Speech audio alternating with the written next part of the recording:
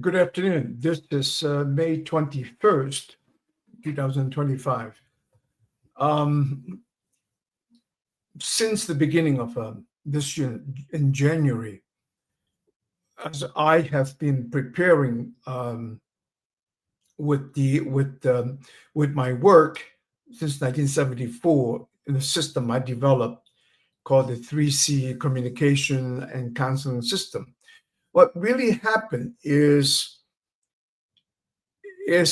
basically an upgrade going back from the time of the psychoanalysis, the Freudian psychology in the time and period of the Victorian era, and through time, and by coming into the Second World War and the the Freudian psychology taking place in North America, coming to New York, and gradually with all this participants, many of the psychologists like Rollo May, like Alfred Adler, and Eric Fromm, and through the many areas and many schools and school of thoughts that's starting to deviating from the therapeutic psychoanalysis into more of an educational format. And what I have been very strongly influenced in the beginning by all the psychologists and more in particular only in this particular time or in the last 50 years, the only Asian side of the issue that surfaced into the discussion about psychoanalysis and Zen Buddhism by Eric Fromm. And from that point onward, I have very strongly embraced the therapy counseling techniques or practice of Carl Rogers very strongly under the unconditional positive regards because I felt where I was getting my master's, I have already starting into an area about working in the educational setting where I do both counseling as well as academic advising. And during this time, which is very interesting because the pressure of time with the number of the students I have with 68 for their one particular semester. And when it was a federal program mandating that all these students under this program have to have mandatory counseling session weekly, which runs from half an hour to 45 minutes to an hour. It was not really well said, but based based on this federal system and the need to work with this number of students in a 40-hour working week, one had to become creative under this pressure. And that is how the system developed. As I have mentioned, with all these disciplines and the school of thoughts of this many psychologists have come to the exposure and the awareness of the transactional analysis presented by Eric Fromm. Think about the presentation of transactional analysis from Eric Burns. Eric Burns using his transactional analysis with the three pair of spheres or round shapes instead of the Freudian superego, ego, and id, he put it into the parent, adult, and child. That really gave me a very fast learning and click into the adaptation. Here on the screen, you can see the communication dynamics, which is the number one C. The second C of the 3C counseling communication system is the cultural spheres, which is basically the ambience between me and the students. And the last C you can see from my right in the blue spheres is where the birthplace of the three shapes of the round and the square and the triangle. Now, this is all had happened in that 3 years time since 74 until I leave academia in 1976, and by that opening our business, me and my partner, my wife Kathy, into a totally different business, but very much involving of my youth days and my second home, which. So let me get back a little bit to the development of the 3C communication counseling system, which right in front of you, and with the 3Cs of the communication dynamics, CD, communication analytica on the right, and then the center is cultural spheres. And in the use of the system, and coming to the last but not the least, is with the communication dynamic, we're using the shape of round, square, and triangle, representing the expression and communication dynamics borrowed and adopted from the transactional analysis, which had given me great advantage and to work with the students and the counselees when the round representing a complementary level. I'm okay, you're okay. The square is when transitioning from the I'm okay, you okay to a more of a puzzling or quizzical or thinking or pensive time. And then when it comes to the other dynamic of the triangle, which is half of the square, that basically representing conflict, accusation, argument, argumentation, and whatnot.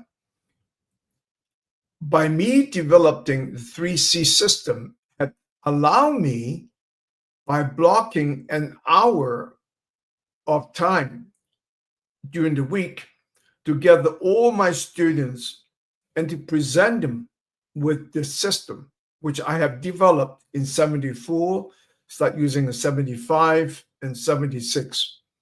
And I had in mind at that time to take this system and moving forward into a doctoral program. But most unfortunately, it was difficult at a time here in Wisconsin, and also in a time in a period of different trends. Rogers had left Wisconsin and Madison, and then the psychology field seems to be embracing more of the B.F. Skinner of his kind of psychology. But anyway, this is part of the development what I have created, and now I am coming back and working with it in this last 5 years or since the time of COVID. And this is just another one that I had added. And at this time, after a 50 years almost absence into the academia in counseling, where my work involving with the gemstones and minerals, but still very much engaged with Brazil, with Latin America. And a lot of this influence of the psychology was, for the largest part, was impacting by the work of the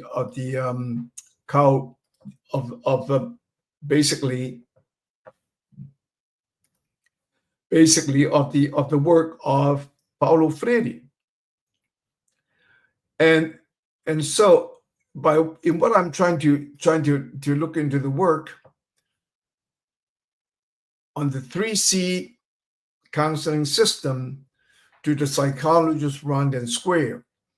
And also in this last 48 years of my time travel between the US, Europe, and for the most part is my work start to engage with the Chinese, where also a part of this going back to the old culture of reflectively thinking with my engagement back to the use of the Chinese language.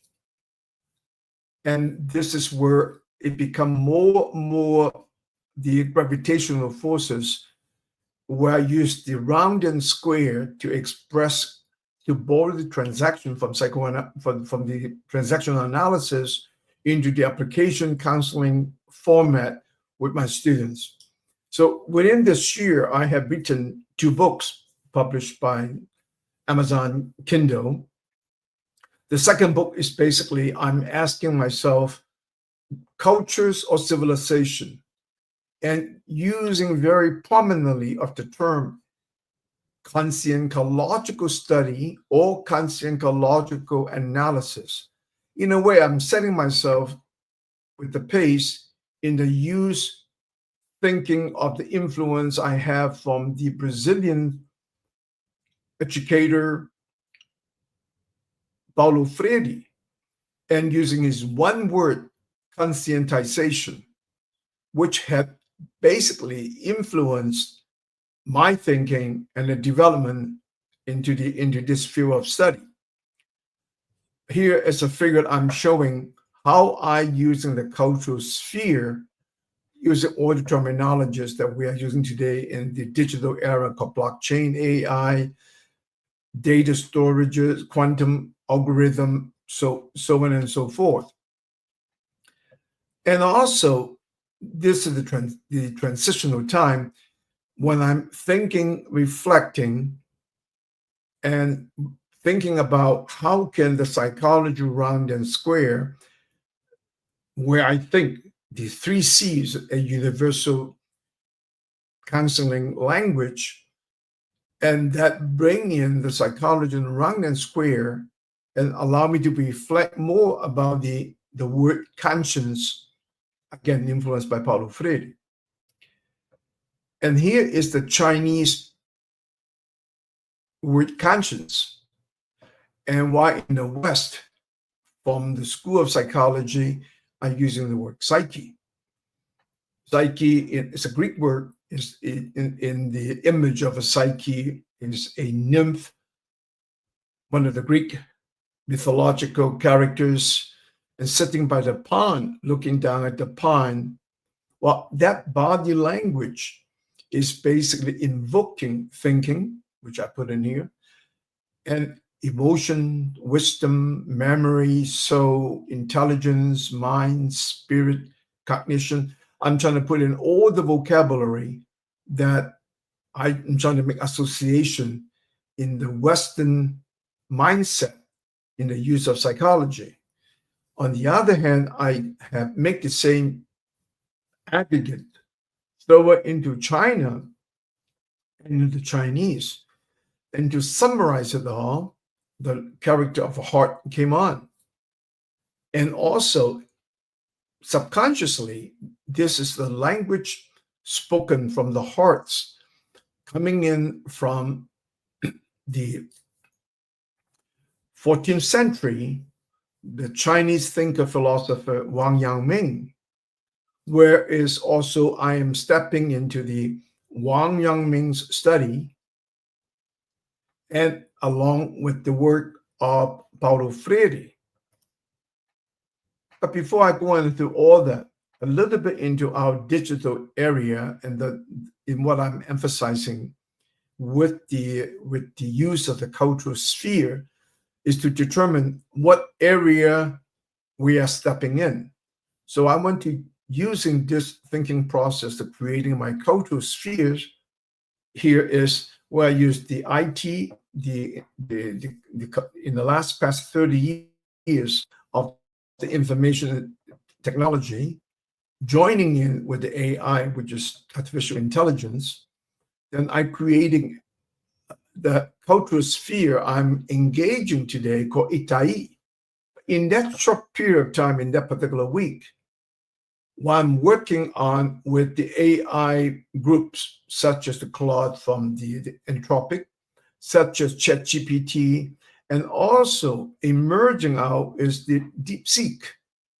And in that ambience, in the use of the language, which I think what is very important to show what I'm developing with all the new terminologies, with the use of the cultural spheres, and also from the configuration I use on the 3C counseling system. They all have become very important in almost in a very spontaneous way that I am continue creating engaging with this age of the digital period. And in so doing, a new dynamic had come to me, because what is the good use of the AI system in such a way? When I come to learn about the spatial web, which is the next sphere, I integrated all of them into called the Itai web. The name, I said it yesterday, Ita, ITA, in Portuguese, from the language of indigenous language of the Tupi-Guarani in the São Paulo region, in that area. Ita meaning stones. Just for my own reference, in all my life, my engagement for the last 50 years, be that the influence of the precious gemstones, of the rocks and minerals and whatnot, the Itai, my cultural spheres, becomes now Itai's web. But let me emphasize one more time, if these new tools of AI has already impacted in the work that I do in a very quick, very accelerated way, is because I use this as my very basic module. What AI is impacting me is impacting a driver when we drive. For those who knows the controlling of a vehicle, and there are two very major blind spots. Is often over our shoulder to the left and to the right. So when we're trying to pass, make movement into another lane, that is a time we are often very vulnerable, not being able to see what comes over from our right shoulder or from the left shoulder. So I'm saying this is the major two blind spots. In actuality, we have much more blind spots. And these two blind spots is being alleviated by the AI from this very primitive, my perception description in my use of the AI. But when I look upon a spatial web, that is already adding to mind the multi-dimension, the multi-levels of the blind spots. If you can imagine, we are moving now forward or backward or any directions. It's like a ball in this sphere that we can. The ball is spinning in all directions in such a velocity, in such of the algorithm, the rhythmic of the quantum algorithm. All these blind spots can be removed. We cannot imagine how fast the influence of this period and time of AI is impacting us. Just to give you an example, by me going back in to use all these AI platforms as now a new search engine beyond Google, I have conducted basically some of the historical forensic studies when the question being raised from the time I was in Brazil in the mid-60s, by experiencing the military coup, the military takeover in 1964 in Brazil, and by witnessing and studying the history of the Cuban Missile Crisis, or in that time and period, the murder of John F. Kennedy, and coming up all the way and looking into in the 60s and 70s with all the many Latin American nations, with the rise of the conflicts, the guerrilla warfare, the rise of Fidel Castro from Cuba, the missile crisis, the engagement with personalities such like Che Guevara, and with all the other country by country of the many crises from the military juntas take over, such as 1973, the coup in Chile, and the removal of Allende, and then Argentina, Uruguay. Eventually, we're talking about Peru, Bolivia, all the way with the situations in El Salvador, the School of America by the Americans, and also one by one, the military juntas. I call the period of vassalization, and totally maybe even unknown to most Latin American people and in general.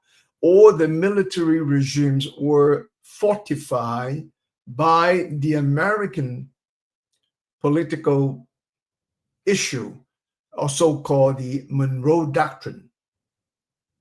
And basically, all this military juntas have fallen into like a vassal state to the rules and laws exercised by the Americans' Monroe Doctrine. Now, this can be just a hypothesis at this point, with partially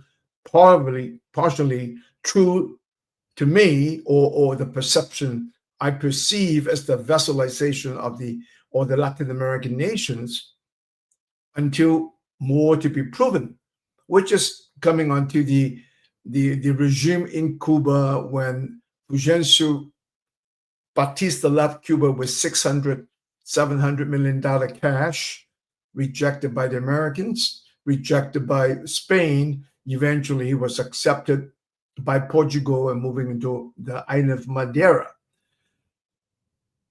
What I'm trying to say is many of the story in bits and pieces, I have no foreknowledge because the global English lingua franca dominated media. So what is the Anglo-American world allowed to disperse, to show to the world? You can read about it. Otherwise, it's absolute silence. But based on the use of my use of AI, I have found out the many other situations, maybe because of time in history, all those past hidden news events now come to the surface, such as the practice.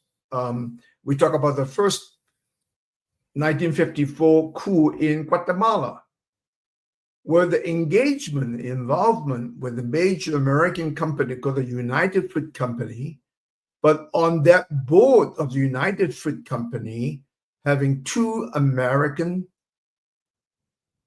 politicians, or actually workers of the Dallas brothers. We even have airport named after them, be that their fame, or today maybe infamous by their reputation. Both of these twin brothers, one was the creator of the CIA, the other one was in the State Department.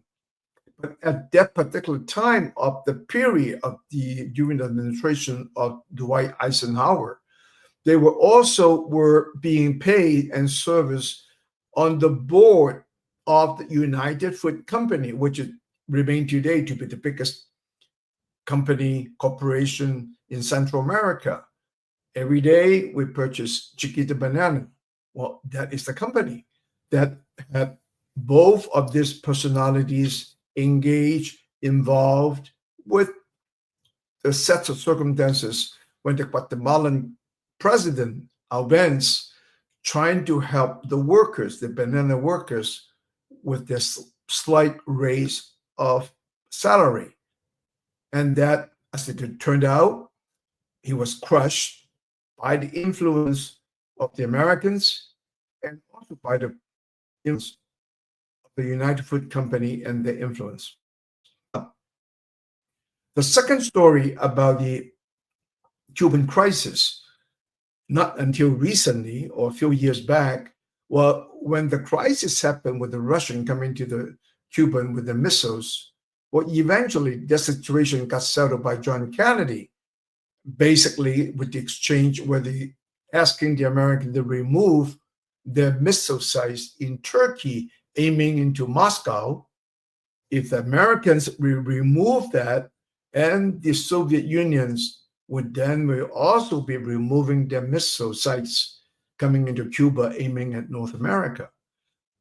I guess from that exchange and what had promised had given one firm defense where the Americans, by the mutual agreement, removing their missile sites, would not be invading Cuba. So history is becoming layer after layer that now we can see, we can Google, we can do it by the AI to find out the sets of circumstances that we have no previous knowledge. One extra point. 64, I was in my last year of junior high school in Brazil. We have 4 years in the junior high school called ginásio. I was located in a town with the Salesian schools in the town called Lorena, which is halfway between Rio de Janeiro and from Sao Paulo. The school was built, recommended by the incoming Salesian Catholic schools from Italy, from Turin, with the known personality called Don Bosco, and that request was made by the Princess Isabel. Well, she happens to be the future Brazilian empress. If the last king, the last emperor from Brazil, of the monarch, of the Dom Pedro II, he was not overthrown by the military coup in the 1899, she would have become a future Brazilian empress.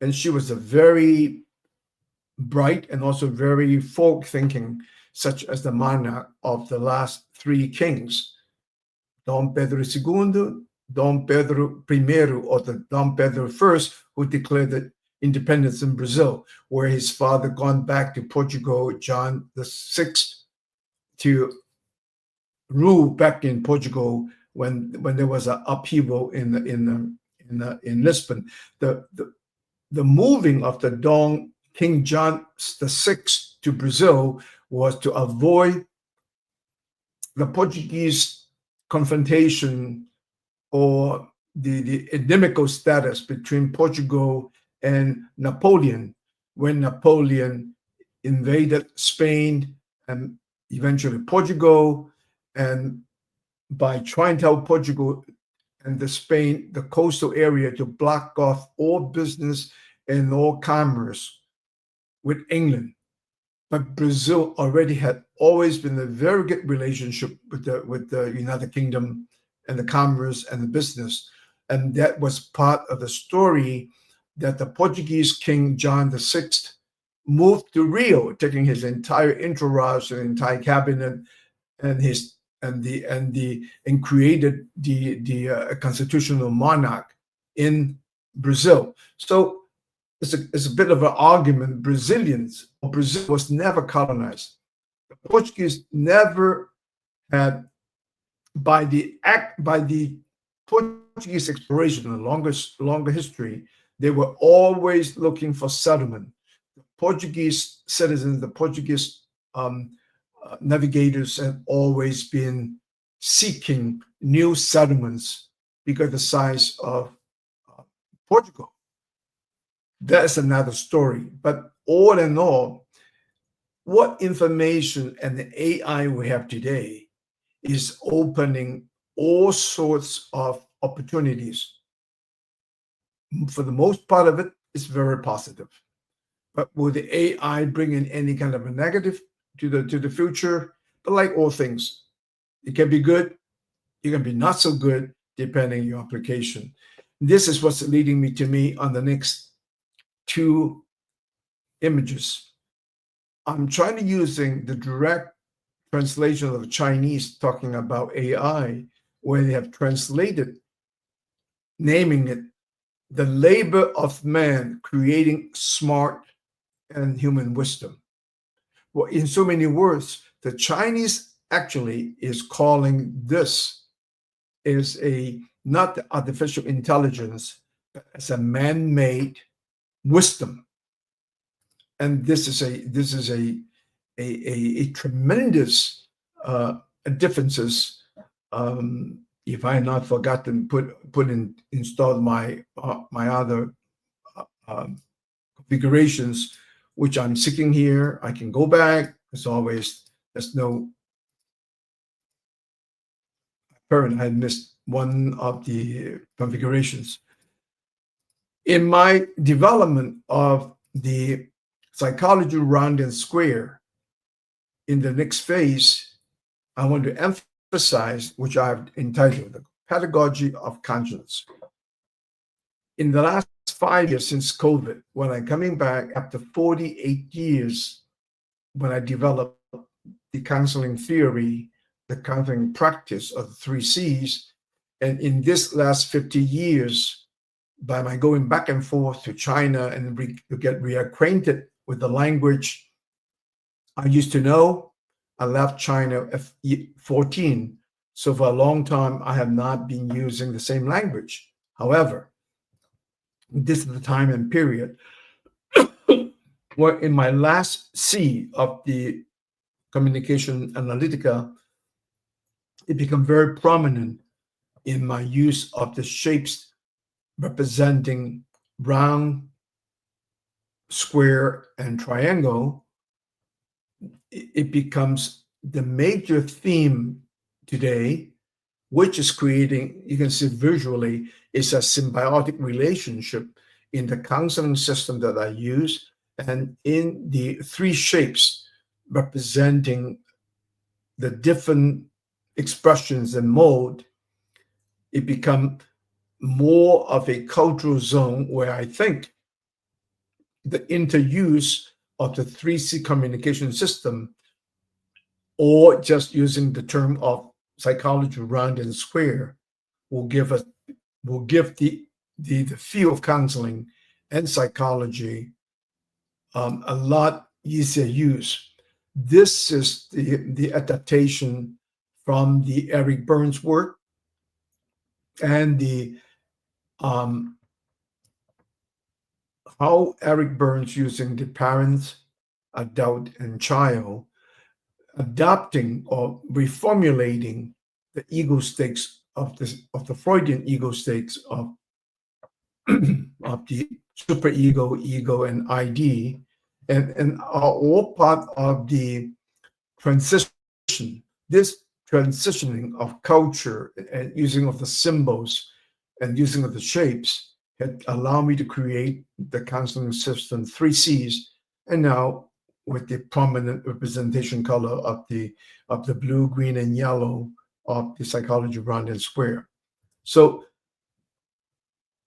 in moving forward with these two visual developments of the 3C system and the psychology round and square have pushed me forward by me working with the thinking and rethinking of the word used by Paulo Freire, which is conscientization. Paulo Freire is an educator.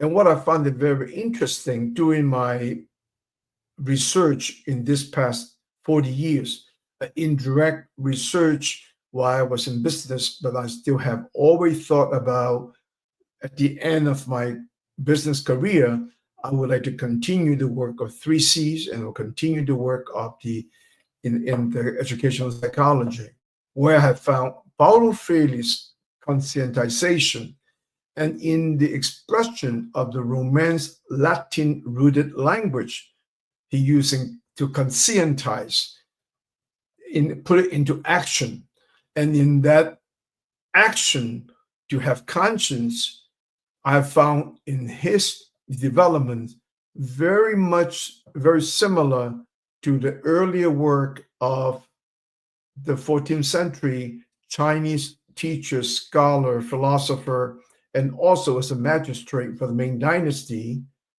Wang Yangming. It just so happened Wang Yangming and my family sharing the same birthplace, the village called Yuyao in the province of Zhejiang, just upriver from Shanghai. Today, Yuyao is a suburb of the major city called Ningbo, which is a very historical city known about the navigation and the commerce developed in the Yangtze river from Shanghai. In the Wang Yangming's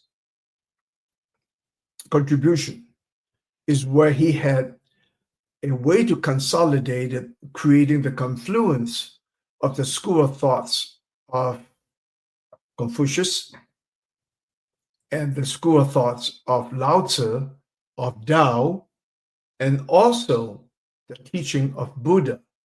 Basically, or in general, those three disciplines were all developed in a very close time frame by the time of the 4th century BC, in the period of the warring states of Confucius.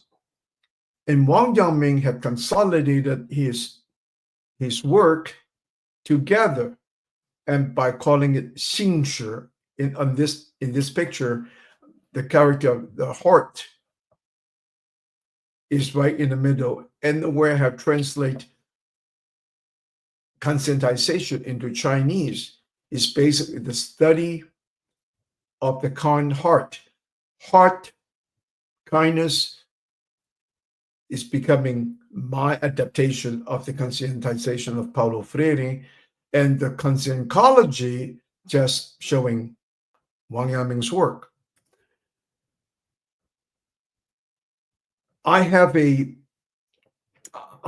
not having a difficult time, but in this day in Brazil today, what Paulo Freire had done, and from my awareness of the conscience study, the consciencological studies in China, I have found Paulo Freire very easy to understand. And also in the way he used the terminology praxis from the Greek words, meaning thinking and put forth into action. And that was very much the similar kind of work where Wang Yangming had meant to activate all the thinkers, philosophers, and scholars, put all the learning since 500 BC of the era of Confucius, Lao Tzu, and Buddha into applicable, functional, workable mechanism. In other words, putting all the learning, not in theory, but also into action. And this is where this particular configuration I put here is both talk about inducing kind knowledge, consciencology by Wang, conscientization from Paulo Freire. And by all means, I have never engaged in any political system, maybe fairly warned by my father ever since the day I was born, 1948. Where's the year we left China, the same year when the Civil War broke out and the separation of the two parties for the KMT or Kuomintang of the Chiang Kai-shek, the right-leaning due to communist socialists of Mao Zedong of communism. My father was a French graduate. My father had contributed at a time when both parties was working in Shanghai, when both united for that time and period to fight against the Japanese invasion in China. But immediately after that, the two parties become separated with the ideology and eventually getting into conflict, into war against one or another, with the defeat of Chiang Kai-shek, end up leaving for Taiwan. What we know of Taiwan today is once created by the nationalist Chinese government and the party of the right. But at any rate, because this time and era of the Chinese where we can talk about a Chinese diaspora or a Chinese even Holocaust, if you want to count the death toll caused by the different time period, by the opium and the opium war since 1840s, and 100 years later, only when 1948, when Mao had unified China, and by removing all this inequality, the mistreatment of Chinese with all the treaties, China had suffered a long 100 plus years of such, you can call it Chinese Holocaust, but the death toll count, not just the death toll of the Japanese mass murder in Nanjing, but also the death toll caused by the consumption of opium. But in a very complex way to define Chinese Holocaust and to define Chinese of the diaspora only by borrowing of the events happened in Second World War, be that the Holocaust taking place in Europe with Germany and the diaspora of the transiting of people from all the war zones.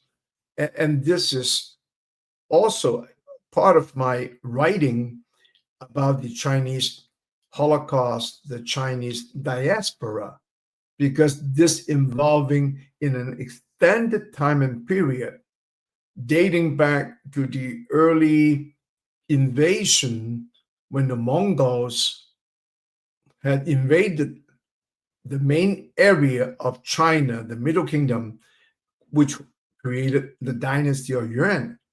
And immediately after that, or before that, there was the Song Chinese Empire reducing smaller and smaller in territorial area. And when the Mongols took over, that became the dynasty of Yuan. And then with the Ming rising up, overthrowing the Mongols back to the Gobi Desert area, and Ming themselves had carried on a long period of prosperity or until the time of the Qing. But in this period of the Four Dynasty, the northern Chinese, but be that war conflict, be that losing the Chinese Han area, have become migrating further south from the Yellow River to the region of the Yangtze River Delta, and then eventually all the way to the southern region, which is the Pearl River Delta in the region called Guangdong. And much of this change and the cause of the migration of the Chinese from north to the south, and then once again that was impacted by all this war, by the regime change, by the opium in the 1840s, had created a massive Chinese, which we can talk about in what era of the Chinese diaspora that started their migration from the two major provinces of Guangdong and also from Fujian and part of the Zhejiang in the coastal area.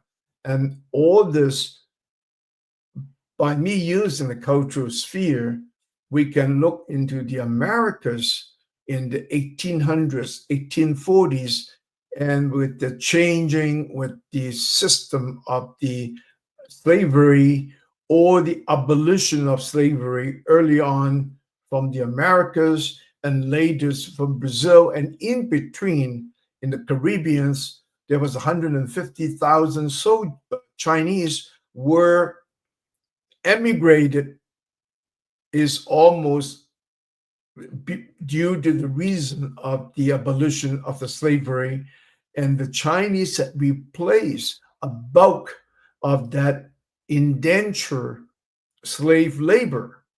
150,000 have gone to Cuba, another 100,000 had gone into Peru, doing the work what the slave used to do, from the sugar canes to the removal of the guano in the islands outside of Peru.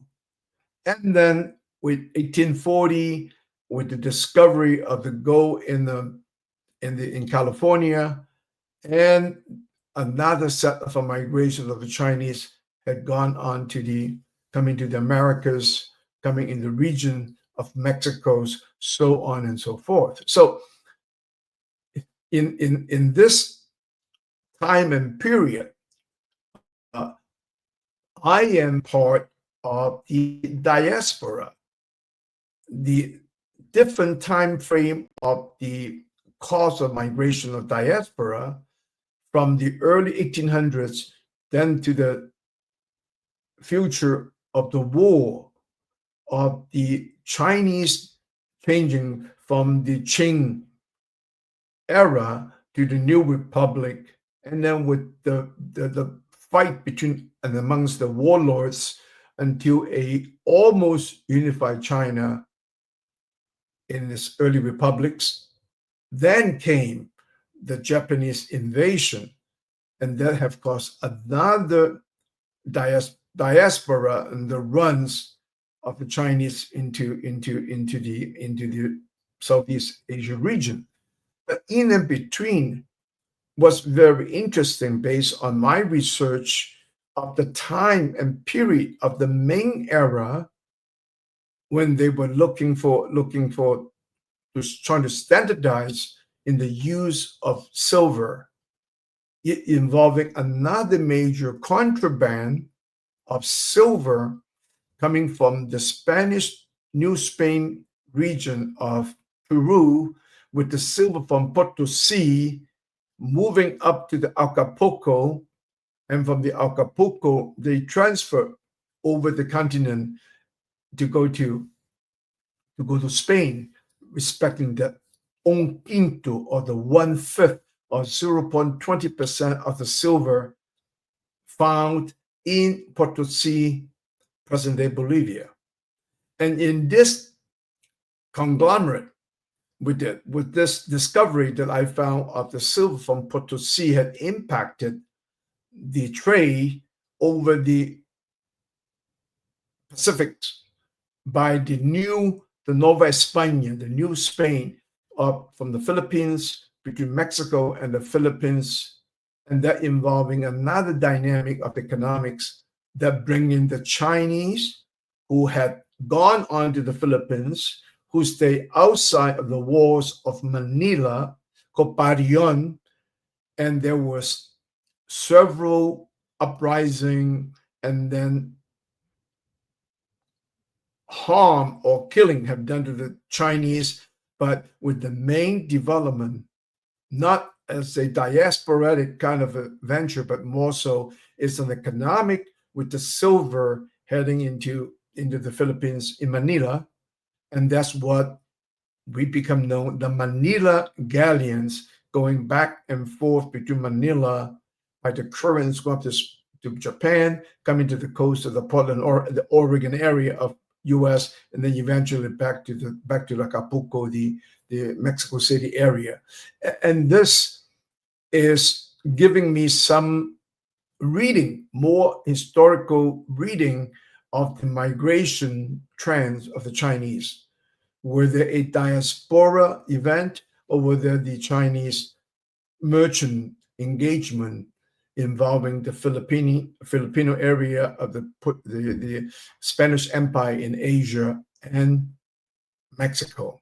But all in all, the reason I'm doing this presentation, first categorizing my work in psychology, in counseling, and then devolving into this new development of the psychology round and square.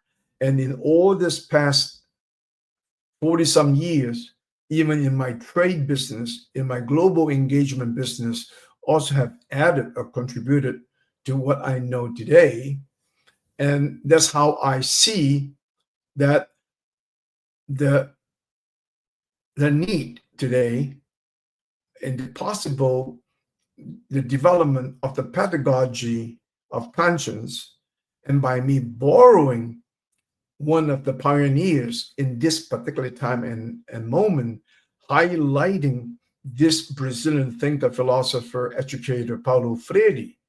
And we had all his written forms, his books, be that the Pedagogy of the Oppressed, the Pedagogy of Hope, plus many others. Paulo Freire became the main figure that giving us a contemporary, the modern time, who had used his terms and conscientization, where I'm pulling his conscientization and to show what Wang Yangming had also created and started by him reformatting the value system by the first three main branch of schools of Buddha, the school of Confucius, and the school of Lao Tzu. As you have noticed, I have not used the term like Confucianism or Taoism or Buddhism, which we all have read over the years. That is because I have found a very huge, I call it cultural dissonance or the cultural disconnect from the West, even today, with their engagement with the Chinese.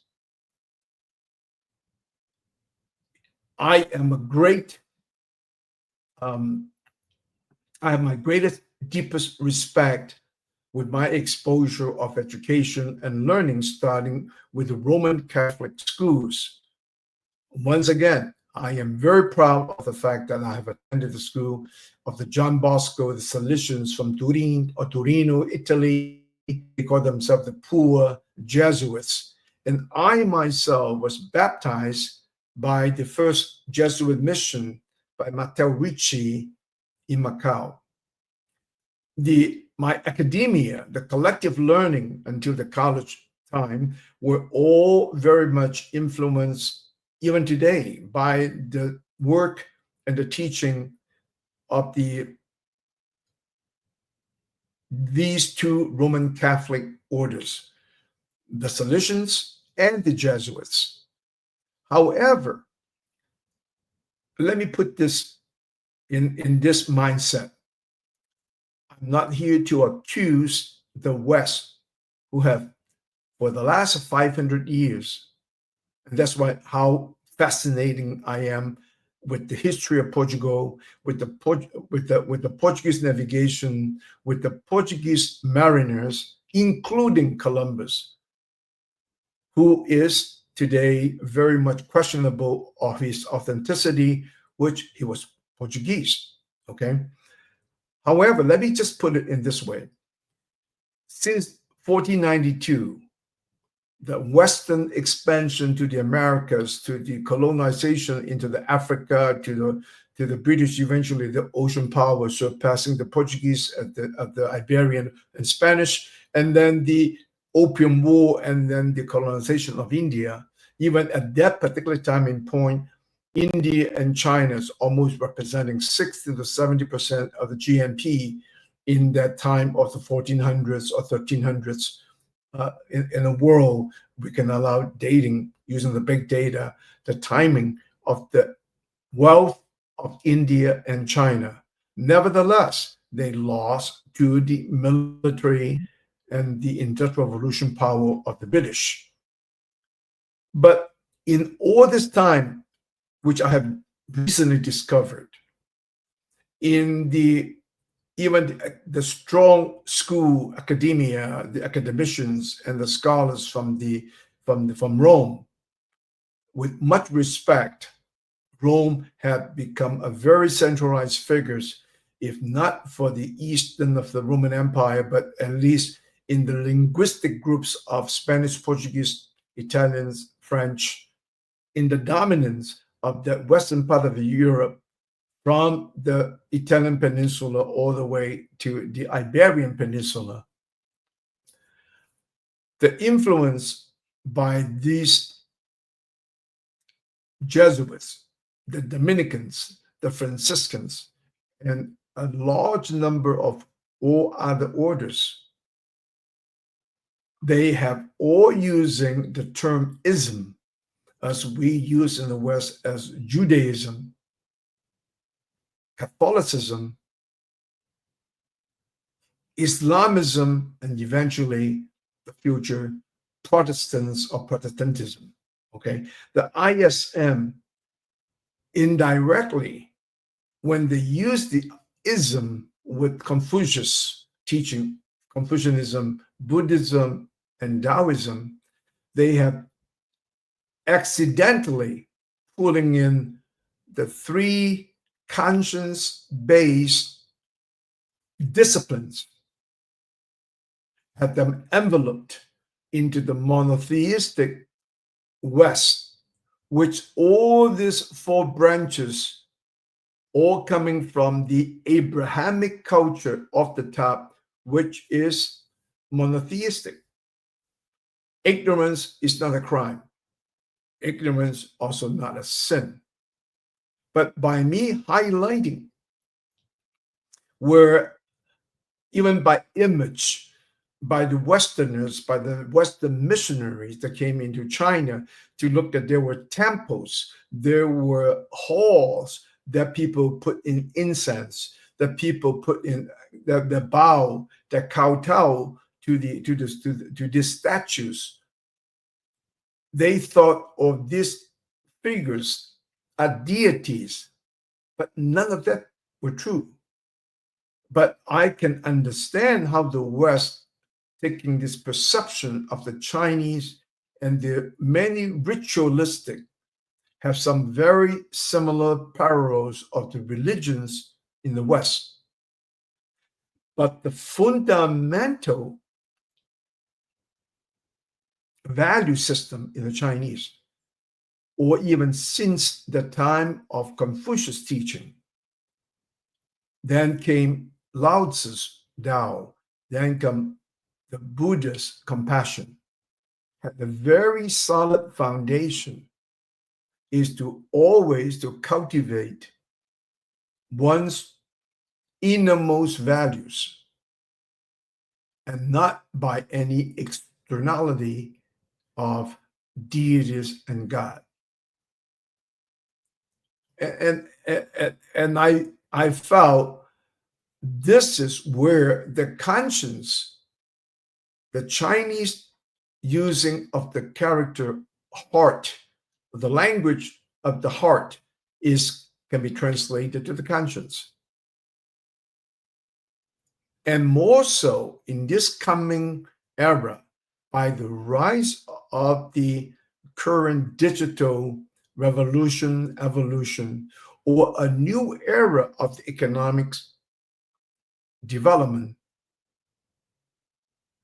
the center value of our conscience will become very prominent.